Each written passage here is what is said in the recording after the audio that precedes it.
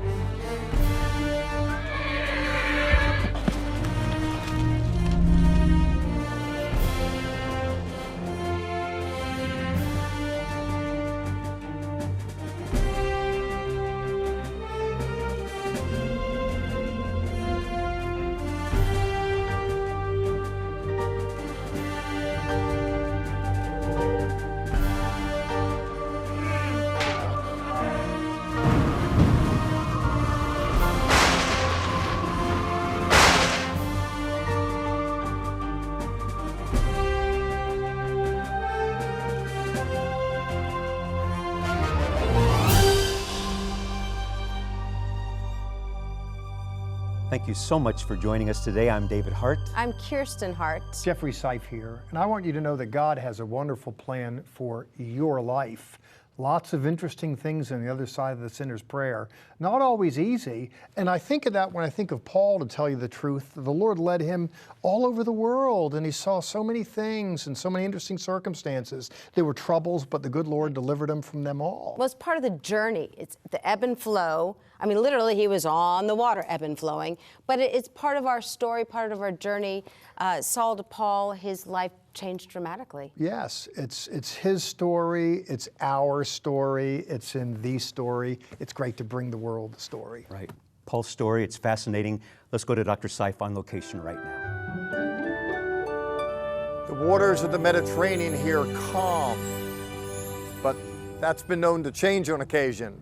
In fact, the Mediterranean becomes so precarious that shipping stops in the winter. No one dares traverse these waters.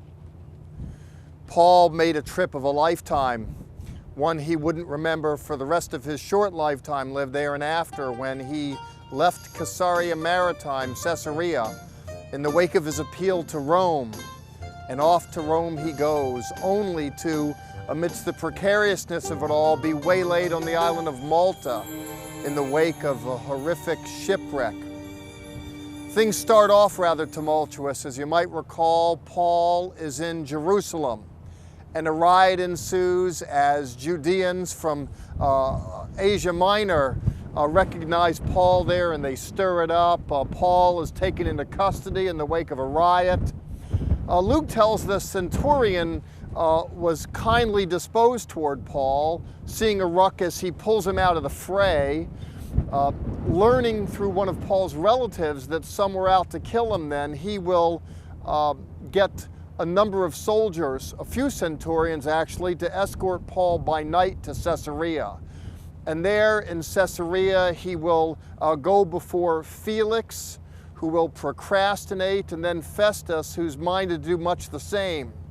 Finally, it's when he is getting a hearing before Festus in Caesarea Maritime, which, by the way, was the ancient Roman home away from home. It was where the Roman occupiers were headquartered. It was there where, realizing that he was not going to get a fair trial in Jerusalem because there were too many of the powers that be that were given to his demise unfairly, Paul then makes his appeal to Caesar, in response to which the narrative goes in Luke, well, you appeal to Caesar you will go.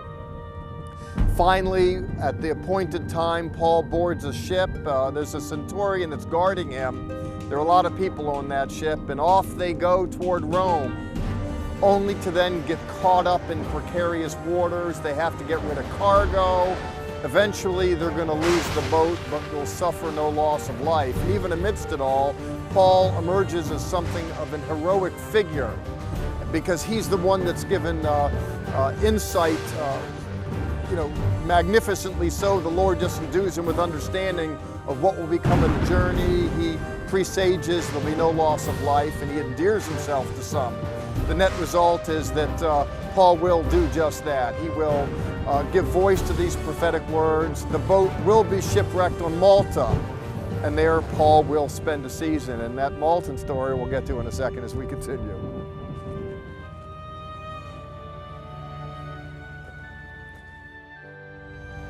The rabbi from Tarsus was far away from home on the island of Malta, in the middle of the Mediterranean Sea, where he was shipwrecked.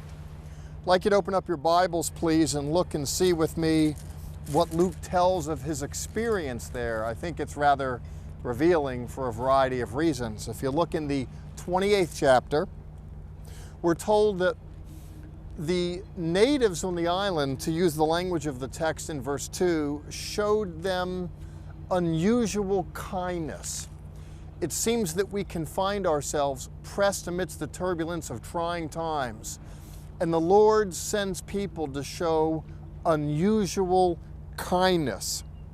But what's interesting as the story continues to unfold, that Paul is there, the weather is rainy, they've built a fire, they're warming themselves, and a viper attaches itself to Paul's hand, in response to which those who in 1 minute were inclined to show great and unusual kindness look at Paul and construe him as some heinous figure, some murderer who, though he has fortunately escaped the sea, he can't escape providence. And so it is that God is judging him by slaying him by the viper.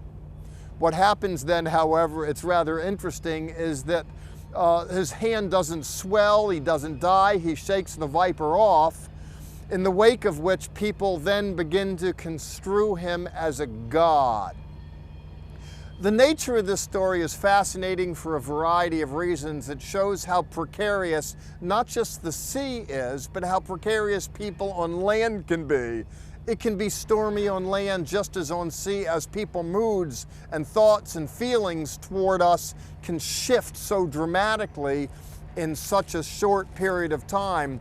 Pastoral ministry has always struck me like this. That is to say, as a minister, 1 minute they think you're a god, another minute they think you're a devil. I construe us as just people doing the best that we can to serve a God who's perfect and greater than all of us, but those of us who step up to do it are imperfect, and it seems that we absorb a lot of tension and a lot of unreasonable critique and expectation, as is the case with the apostle here. Well, Luke goes on to note this story, but then he says that there was a leading citizen on the island, and here he says in verse 7 that he entertained us courteously. I like the way Luke underscores the way different people are responding to Paul. Unreasonable kindness, he's a murderer, a demonic type figure, he's a god, and now someone here is showing a genteel kind of courteousness. In response to which then Paul returns the favor in kind. You might recall once upon a time in the temple environs, apostles were walking and there was a lame man begging,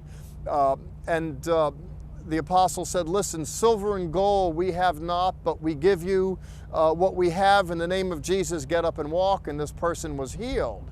Well, Paul didn't have 2 nickels to rub together that I know of, but this fellow here who's kindly disposed toward Paul, Paul returns the favor in kind by laying hands on him. There's some sickness there and there's a healing, which then the news spreads out and people come to be healed. The net result of it all is that people are blessed by virtue of their experience with the rabbi from Tarsus.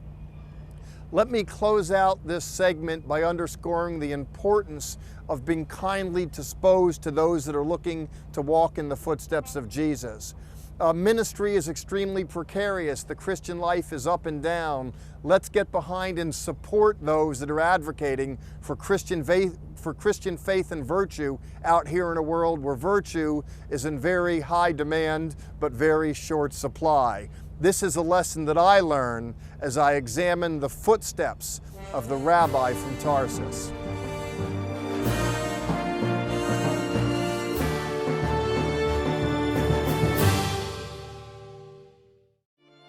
Our resource on this program, the Promised Seed of Abraham Lineage Chart. In appreciation for your donation of $20 or more, we'll send you this beautiful original artwork showing an overview of the family tree of Jesus.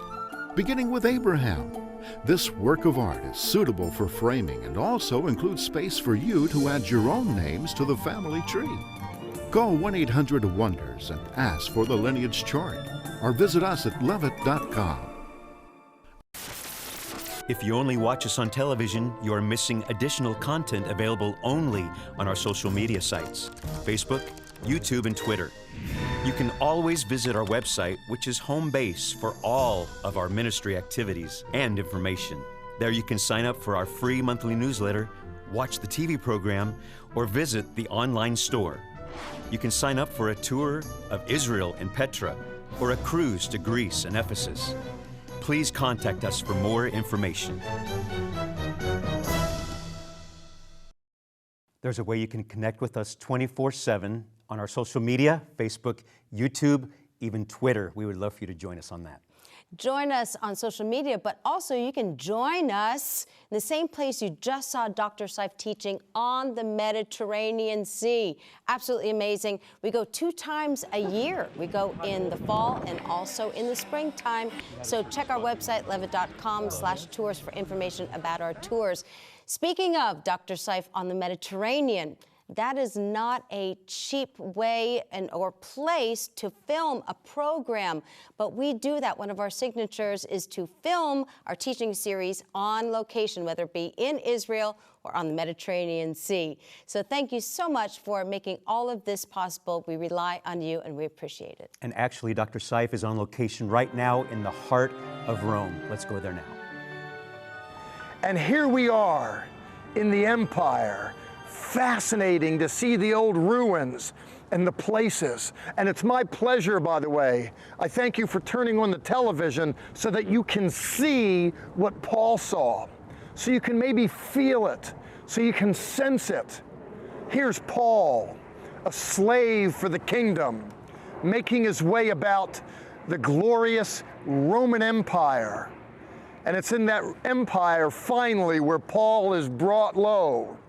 Considered unworthy to go on living, he's going to, for all intensive purposes, or so they'll think, meet an inglorious end. And in this segment, we'll go to where he arguably ended. We'll go to the dungeon. The X marks the spot. We'll show you the Roman prison. There weren't many. This was one, perhaps the one, where Paul saw his final days. He who traveled around the empire that you're looking at right now, he who traveled thousands of miles couldn't go a dozen feet as he's restricted in a dungeon. And from that dungeon, he will emerge and face his destiny to die. But truth of the matter is, he started dying the minute he started living. Now, what do I mean by that? If we can for a moment say, never mind his final steps, and if with me, you can look at that first step. Looking here in my Bible, it's the Brit Hadashah in Hebrew. What that means in English is the New Testament. There, Luke, in his book called Acts, records an exchange between Paul and someone. In Acts chapter 9, verse 5, Vayomer mirata Adoni. And he said, Paul that is, who are you, Lord? Vayomer ha'adon, Anochi Yeshua. And he said, the Lord said, I am Jesus, whom you are persecuting, he goes on to say. Paul, at that moment, came to know Jesus. What a story. It's like Paul was this religious leader he studied for years and years. He was the most studied of all of Jesus' disciples. The others were common fishermen. But no, Paul was a sage. He cut his teeth theologically, but even with his studies, something was missing. He knew the Word, the written Word. But now he came to know the Word incarnate, the Word that was life. And that transaction caused something to be infused within him, with the net result that Paul came to life. And after he came to life, he was particularly proactive in helping other people come to know life. But there was a price to be paid. Paul was bleeding to death in some sense the whole while.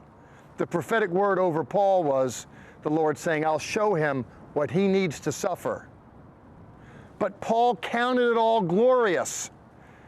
He counted his life as insignificant for the purpose of being able to help people know the Lord, for himself being able to press on to know him better. Paul comes to faith on the road to Damascus. He goes into Damascus. He's going to wind up being spirited away from Damascus. He's going to see Jerusalem for a season. He's going to see Arabia for a season. He's going to see Tarsus for 10 years. And then the Lord's going to drop it into Barnabas to come and fetch him. And Barnabas and Paul together will go to a mission outpost, Antioch, cosmopolitan city, made up of Jews and non-Jews, rich and poor. And there was a church made up of all kinds of people. And in that church, Paul had a vision. He already had knowledge of the Word, and he had spirit. He was a new creation. But there in that matrix, he begins to develop some sense of the vision for planet Earth.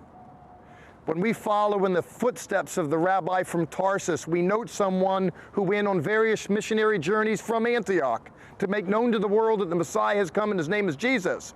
But not just to the Jewish world, but to all the world. He went by sea. He went by land. He found himself experiencing reception and rejection. He preached in synagogues. Some loved him, some didn't. He spoke in marketplaces. Some ignored him, some didn't. But that intrepid, bold pioneer of the faith was used by God to establish communities. But there was a price to be paid, for in conjunction with the new life, the spirit of anti-life was invested again in him, with the net result that he was arrested on many occasions. He escaped from his imprisonment on a number of occasions, but not this time.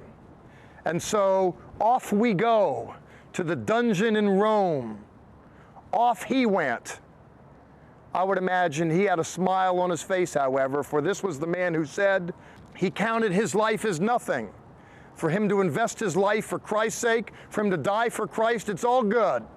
This was a man on a mission, and his mission finally took him to this place. And in a minute, we're going to see where Paul finished, and we're going to take you to the place that was Paul's final place.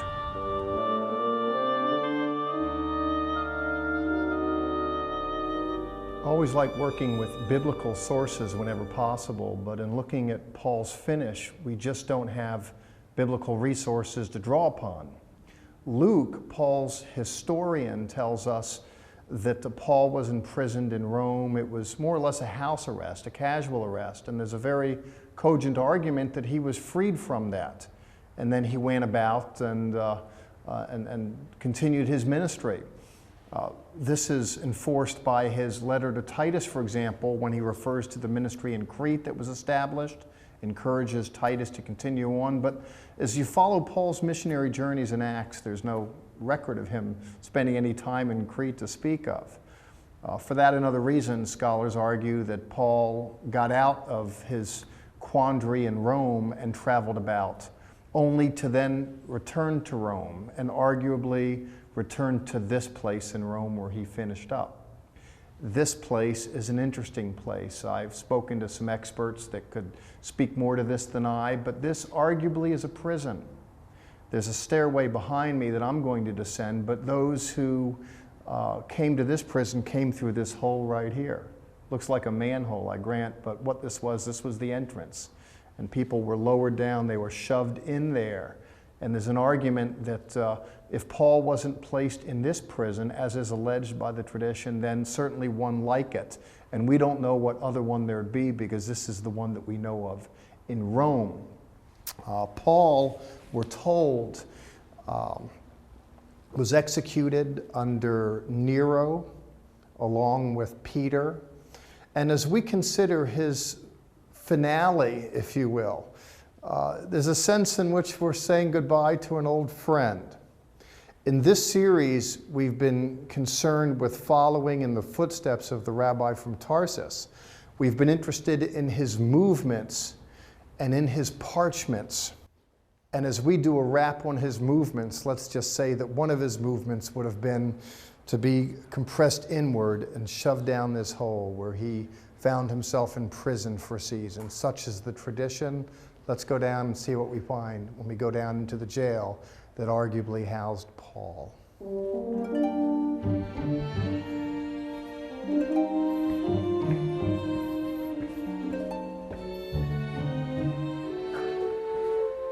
hard to get comfortable down here, but then again, it's not a hotel.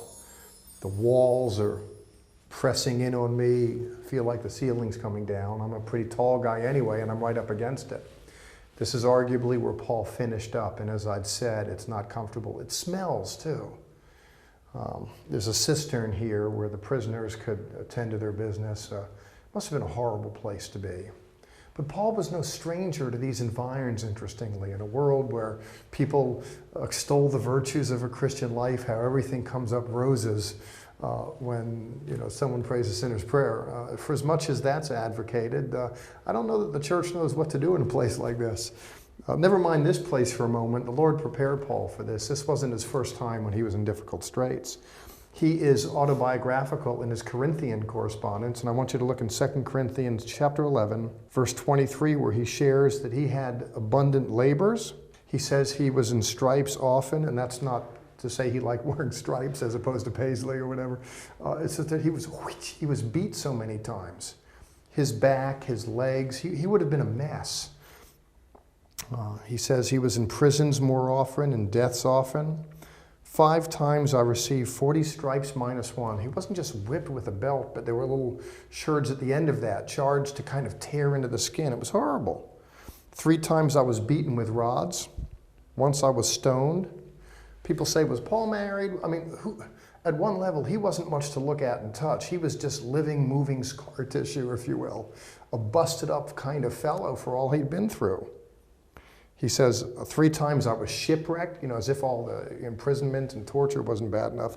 This guy had a rough go of it, but you know what? Difficulties notwithstanding, the grace of God sustained him, and he was able to find a triumph in tragedy.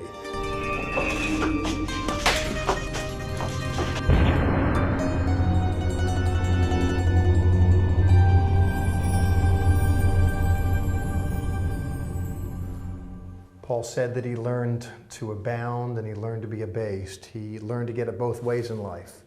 Would that we learn that secret. Speaking to you from the dungeon where Paul is alleged to have finished deep in the bowels of Rome. Speaking from this place, let me remind you that there is a triumph that comes from tragedy, and that's one of the lessons that we learn when we consider the life. When we walk in the footsteps of the Rabbi from Tarsus and look at his life and look at his death, we learn there's something more important than life and more important than death. Here in the dungeon where Paul spent some of his last moments, there is a plaque here, and it shows Paul in the orant posture. I've seen this orant posture with hands up and extended in the catacombs of Rome. It was the prayer posture in antiquity where people, it's indicative of surrender. And here Paul is in something of a triumphant posture. Interestingly, he has chains on his hand, and he's chained to this pillar here, arguably.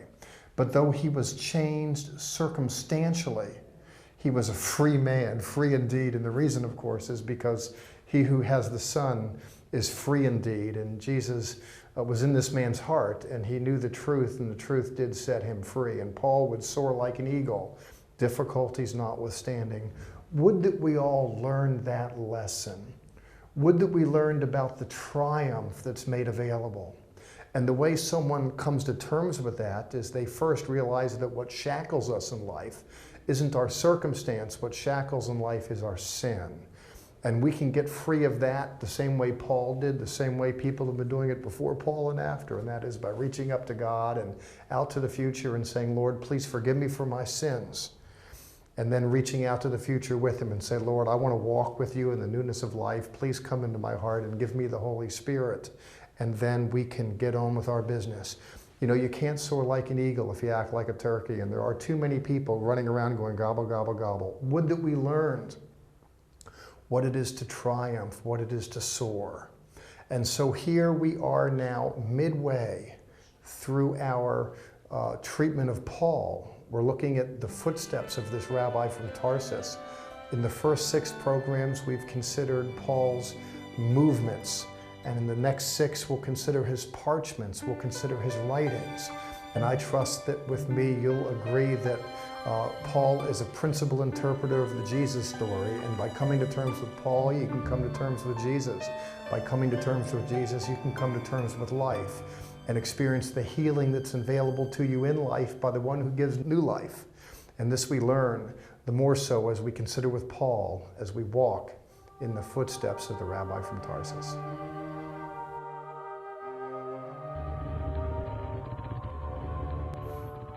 In the ancient world, Paul traveled so many miles. He covered a lot of territory, and so did you in the filming of the series. Yeah, but there was a difference.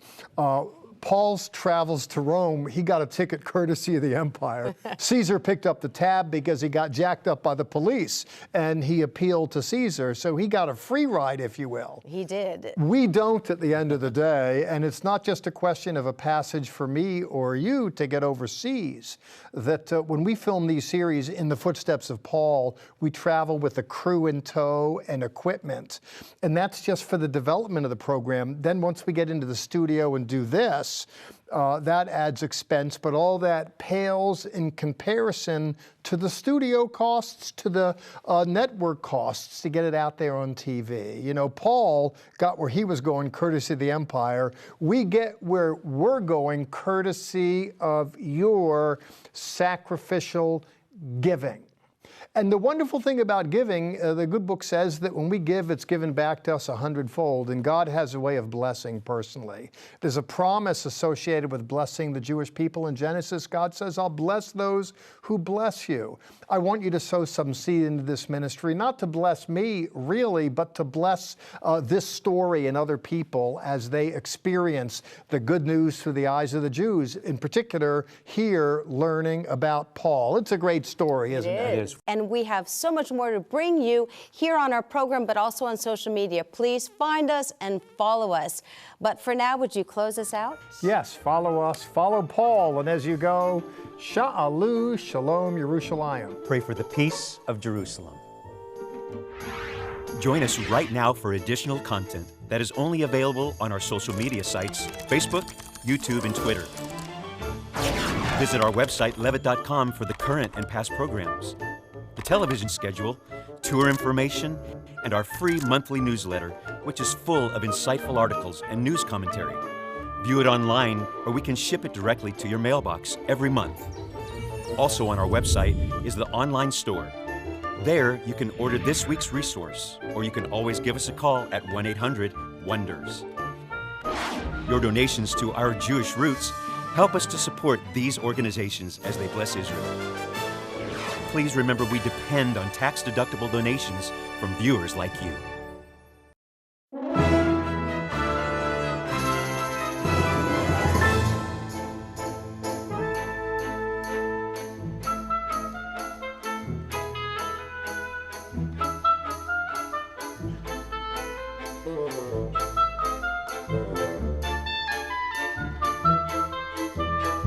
This has been a paid program brought to you by Zola Levitt Ministry.